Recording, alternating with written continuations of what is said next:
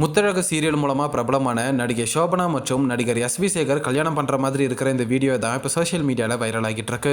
இதை பார்த்த பலரும் என்ன எஸ்வி சேகர் இவ்வளோ வயசு வித்தியாசம் இருக்கிற சின்ன பொண்ணை கல்யாணம் பண்ணியிருக்காருன்னு சொல்லி பயங்கரமாக ட்ரோல் பண்ணிட்டு வராங்க.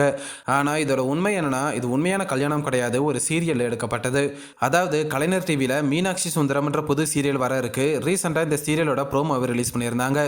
இந்த ப்ரோமோவில் எஸ்வி சேகர் மனைவி இறந்ததுக்கு அப்புறம் தன்னோட குடும்பத்துக்கு தெரியாமல் அவரை விட சின்ன பொண்ணான சோபனாவை இரண்டாவது கல்யாணம் பண்ணிடுறாரு.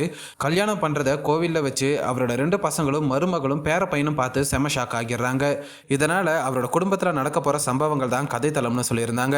ஆனா இந்த சீனோட ஷூட்டிங் ஸ்பாட்ல எடுக்கப்பட்ட ஒரு வீடியோ சோஷியல் மீடியால வைரலாகவே நிறைய பேர் இது சீரியல்னு தெரியாம எஸ்வி சேகரை பயங்கரமா விமர்சிச்சுட்டு வந்திருக்காங்க.